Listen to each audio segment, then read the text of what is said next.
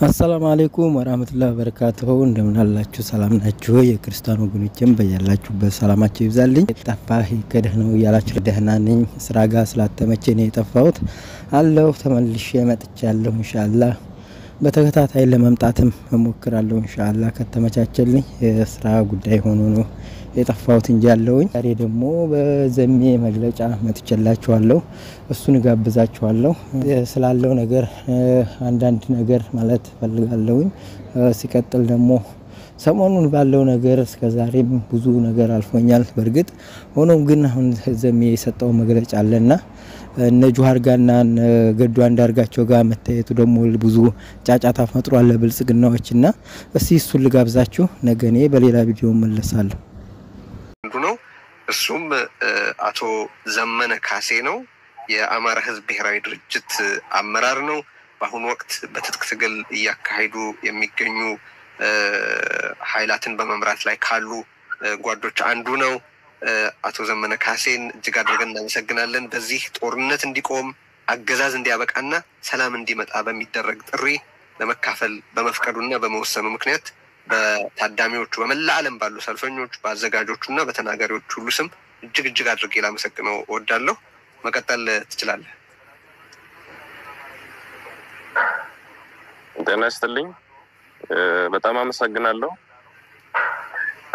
ከመነሻው መልእክቴንም አስተላልፈው በድካምና በጉንፋን ጫና ስር ሆኜ ስለሆነ አንዳንድ ምቾት የሚነሱ ነገሮች ቢፈጠሩ ወይ ቢታዩ ከወዲሁ ይቅርታ ጠይቃለሁ እጅግ በጣም አመሰግናለሁ መልእክቴን በሚከተሉ አኳኋን በጽፋ አቀርባለሁ ለአብሮነት ኢትዮጵያ ጊዜያዊ አስተባባሪ ኮሚቴ በቅድሚያ በዚህ ዝግጅት ላይ ስለጋበዛችሁን በጓዶችና በትግላችን ደጋፊዎች ስም አመሰግናለሁ የአብይ አህመድን አገዛዝ ለመታገል እንደነገደድ ያደረገን ራሱ ግለሰቡና እርሱ የመሰረተው የግድያ የዘርፊያና የዘርፍ ፍጅት መዋቅር ነው የአማራ ህዝብ መንግስትነትን አሳምሮ የሚያውቅ ለመንግስትነት መጽናትም የሚዋደቅ የነጻነትን ጥቅምና ዋጋ በሚገባ የሚረዳ ህዝብ ነው በዚህ መንግስትነትን በሚያውቅ ህዝብ ላይ ጊዜና ሁኔታ ተገጣጥሞለት የመንግስት መሪ የሆነው አብይ አህመድ ግን መንግስታዊ ስልጣንን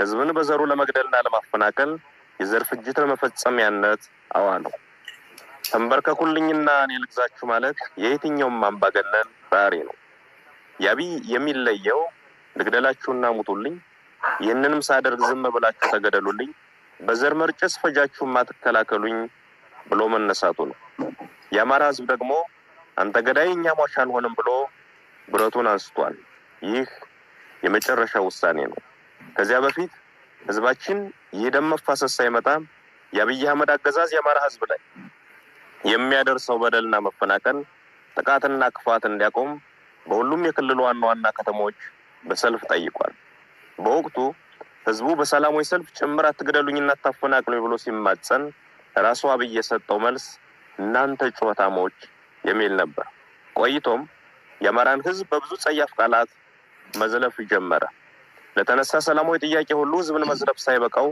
ጠመንጃም ብቻ ሳይሆን ቀበቶንም ማስፈትቻን በረከካለሁ ብሎ ዘመተ ወጭ ብለናል ሞትም ያለ ትውልድ ይህ ሰውየና ምስለኔዎቹ እስካሉ ድረስ ረፍትም ህይወትም አይኖርኝም ብሎ ህልውናውን ለማረጋገጥ እየታገለ ይገኛል ወዳጆቻችን እንዲያስታውሱት ጠላት ደግሞ እንዲገባው መግለጽ የሚያስፈልገኝ አንድ ነገር አለ የአማራ ህዝብ ወደዚህ አይነት መራራ ትግል ውስጥ የገባው መሮት ብቻ አይደለም የሰላም መንገዶች ሁሉ ተዘግተውበት እንጂ የታመመ አዲስ አበባ ሄጄ ልታከም ቢል ተደብድቦ ይመለሳል በተለያዩ ሀገሪቱ ክፍሎች ያለን አማራ እየገደሉ የተረፈውን አፈናቀሉት በአንድ ወቅት የተባበሩት መንግስታት ድርጅት እንዳለው በ11 የአማራ ክልል ዞኖች ውስጥ 11 የተፈናቃይ መጠለያዎች ተፈጠሩ እነዚህን ተፈናቃዮች የደቡብ የኦሮሞ የቤኒሻንጉል ህዝብ ያፈናቀላቸውና ውጡልኝ ያላቸው አይደሉም ገድሎ የተረፉትንም ነቅሎ ያፈናቀላቸው የአብይ አህመድና የሽመልስ አብዲሳ አገዛዝ ያሻርሊ ሐሰን ተላላኪያው የመዋቅርና ስራ ነው የአማራን ህዝብ አፈናቅለው ብቻ አልበቃቸውም በቀይም መጠን እንገላለን አትግደሉኝ አታፈናቅሉኝ ብሎ በየከተማው በየአደባባዩ ተሰለፈ ህዝባችን ለጠየቃቸው ጥያቄዎች ሁሉ የሚሰጠው ምላሽ ግድያና ጥቃት ሲሆን አሁንስ በዛ በሚል ውሳኔ እርምጃውን ከሰልፍ ወደ ሰይፍ አሳድጓል። ይህንን ሰይፍ ወደ ፎቶ የምንመልሰው አብይ አህመድና ግብረ አበሮቹ የአማራ ህዝብ የሚገድሉበት ክንድ ሲሰባበር ነው ብሎ ወሰነ። የአማራ ህዝብ አንገት ደፍቶ እንዲኖር የሚፈልግ ኃይል ሁሉ መጀመሪያ እርሱ ራሱ ይደፋል ወይም ይደፋል ብሎ አፈሙዙን ወደ ጠላቶቹ አዙሯል። እናም ሰላም ይምጣ የሚለውን አጀንዳ የአማራ ህዝብ ገና ከማለዳው ሲጠይቀው የነበርና ጥቅሜና ፍላጎቴም የሚከበረው በዚህ መንገድ ብቻ ነው ብሎ የሚያምን እንጂ ፈልጎት ወደ ውጊያ የገባ አይደለም። ተገዶ የገባበትን ትግል እያካሄደ ያለው ሰላምን ለማጽናትና ለማምጣት በሚወዳት ሀገር ውስጥ በሰላምና ከሚወዳቸው ኢትዮጵያውያን ወገኖቹ ጋር እንደ ልማዱ በትብብርና በህብረት ለመኖር ነው። ሰላም ስትራቴጂካዊ ግባችን ነው። የትግላችን ግብም ህልውናችን በዘላቂነት ማረጋገጥና ሰላምን ማምጣት ነው። ሰላም ይምጣ፣ ጦርነት ይብቃ ማለት የጦርነት ጠማቂዎች ገለል ሊበሉ፣ የጦር ወንጀለኞች ለፍርድ ይቅረቡ ማለትም ነው። የአማራ ህዝብም ሆነ የመላ ኢትዮጵያውያን ጠላትና በፈረቃም በጅምላም እየገደለ ሰላም የነሳን ሐኪሙም ወዛደሩም ነጋዴውም አርሶ አደሩም ሰርተው እንዳይኖሩ ያደረገው የአብይ አህመድ ገዳይ መንፈስ ነው። ይህ ገዳይ መንፈስ ሰላምን አይፈቅድም። መንግስትነትና መንግስታዊ ስልጣን እጅግ ጥንቃቄ የሚፈልግና ብቃትንም ግድ የሚል ቢሆንም የአብይ ገዳይ መንፈስ ግን መንግስትነቱን ለማሳየት የሚጥረው የመግደል አቅሙን በማስፋትና በማብዛት ነው። መንግስትነት የማህበረሰብን ችግር ለመፍታት ምን ሰራው፣ ምንስ መስራት ይኖርብኛል የሚል መሰረታዊ ጽንሰ ሐሳብን ማዕከል ያደረገ ቢሆንም የአብይ አህመድ ገዳይ መንፈስ ግን ሲያሰላ የሚውለው ስንት እናት ገደሉ፣ ስንት ህፃን አረሩ፣ ስንት ሴት ስደፈሩ እያለ ነው።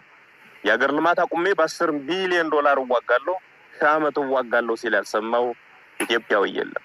ይህ ገዳይ መንፈስ አሁን ወይም የአማራ ህዝብ አስገዳጅ ሁኔታ ውስጥ ገብቶ ትጥቅ ትግል ማድረግ ከጀመረ ጊዜ አንስቶ የመጣ አይደለም። ገና ስልጣን ከያዘበት ሰሞን ጀምሮ ሲናገረው የነበረ ሆኖም በብዙ ተስፈኛ እምነቶች ምክንያት የተሸፈነለት የሚያንቀሸቅሽ ደም የመፍሰስ ግብና ግብር የነበረው ሰው ነው። አብይ አቅም የሌለው አገር መምራት የማይችል ድውይ ሰው መሆኑን ማንኛውም ተራ ኢትዮጵያዊ የተስማማበት ወቅት ላይ እንገኛለን። የአብይ አቅም ህፃን መግደልና ሴትን መድፈር ነው። የአብይ አቅም ቤተ መንግስት ቁጭ ብሎ ከ500 እና 800 ኪሎ ሜትር ላይ ሰው አልባ ድሮን በመተኮስ አራስ መግደል፣ መምህርና ተማሪ መጨፍጨፍ ነው። የአብይ አቅም የድሃ ልጅ እያስገደዱ ወደ ጦር ሜዳ እየላኩ መማገር ነው። አብይ 1 ግራም ፖለቲካዊ እውቀትና እንጥፍጣፊ ወታደራዊ ችሎታ የሌለው ሰው መሆኑን ለማወቅ ባለፉት ዓመታት ያካሄዳቸውን ጦርነቶች ኦዲት ማድረግ በቂ ነው። አንድም ጦርነት ያላሸነፈ ብቻ ሳይሆን ደግሞም ማሸነፍ የማይችል አቅመቢስና አገር ጠል ሰው ነው። የአብይ አቅምና ችሎታ ኢትዮጵያን እየዘረፈ በውጭ ሀገር ፎቅ መደርደር ነው። የአብይ አቅም በቴሌቪዥን እየቀረቡ ድርድር ውሸት ማውራት ነው። አብይ ችሎታ የለውም ማለት ግን ጭካኔ የለውም ማለት አይደለም። ጭካኔውን ልጆቻቸው በወታደሮች እንዲደፈሩ ትዕዛዝ ሲሰጥ የሰሙ እናቶች፣ ወንድሟ አጠገቧ ሲረሽን ያስተዋለችት፣ በድሮን ሙሉ ቤተሰቡን ያጣ ቤተዘመድ፣ በመድፍ ቤተክርስቲያኑና መስጂዱ የወደመበት ምዕመን ብቻ ሳይሆን የትኛውም የገጠርና የከተማ ሰው አይቶታል። ይህ ሰው የሚመራው አገዛዝና ለእርሱ ታዛዥ ሆነው የተሰየሙ የሰላም ጸሮችን ሁሉ መመንጠርና የጋራ ሀገር እውነተኛ እኩልነትና ነጻነት የሰፈነበት ኢትዮጵያን መፍጠር፣ አንዱ ገዳይ ሌላው ሟች ሳይሆን ሁላችንም ነዋሪ የምንሆንባትን ሀገር መመስረት የዚህ ትውልድ ታሪካዊ ኃላፊነት ሆኗል። የአማራ ህዝብ ይህንን ትግል የሚያደርገው ጦርነትን ለማቆምና ሰላምን ለማምጣት እውነተኛ ፍትህ በማስፈን የእልቂትን ምዕራፍ ለመቋጨት ነው። የአብይ አቅም መግደል ነውና የመግደያ በትሮቹን አስጥሎ ህዝብ በሌሊትም በተኛበት ቀንም በዋለበት እገደላለሁ የማይልበትን ሁኔታ ለመፍጠር ነው። በዚህ አገዛዝ ያልተገደለና ያልተበደለ ህዝብ የለም ብለን እናምናለን። ከዚህ በኋላ ባለችው ኢትዮጵያ ውስጥም አንዱ ተንበርካኪ ሌላው አንበርካኪ የሚሆንበት መንገድ መኖር የለበትም ብለንም እናምናለን። ሰዎችም በሙያቸው፣ በማንነታቸው፣ በሃይማኖታቸው፣ በጾታቸው በፈረቃና በተናጠል የሚገድለው የሚያስረውና የሚያፈናቅለው የአብይ አህመድና የምስለኔዎቹ ስብስብ በስልጣን ላይ እስካለ ድረስም የትኛውም ህዝብ ሰላም ያገኛል ማለት አይቻልም። እንደዛም አናምንም። በመሆኑም የጎንዮሽ አለመግባባቶችን እየፈታን ዋናው የሰላማችን ጦት ዘበኛ የሆነውን አገዛዝ ለማስወገድ በሁሉም አይነት መንገድ መናበብና መነጋገር ያለብን ወቅት ላይ እንደምንገኝ ማስታወስ ያስፈልገናል።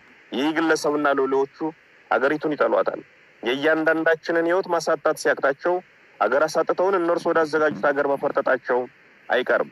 ያ ከመሆኑ በፊት ያንዳችን ቁስል ለሌላችን ህመም ሆኖ አንዳችን ለሌላችን ደራሽ ሆነን ተባብረን ይህን አገዛዝ ለማስወገድ መናበብና የጋራ ግንባር ለመፍጠር መሽኮርመም የለብንም።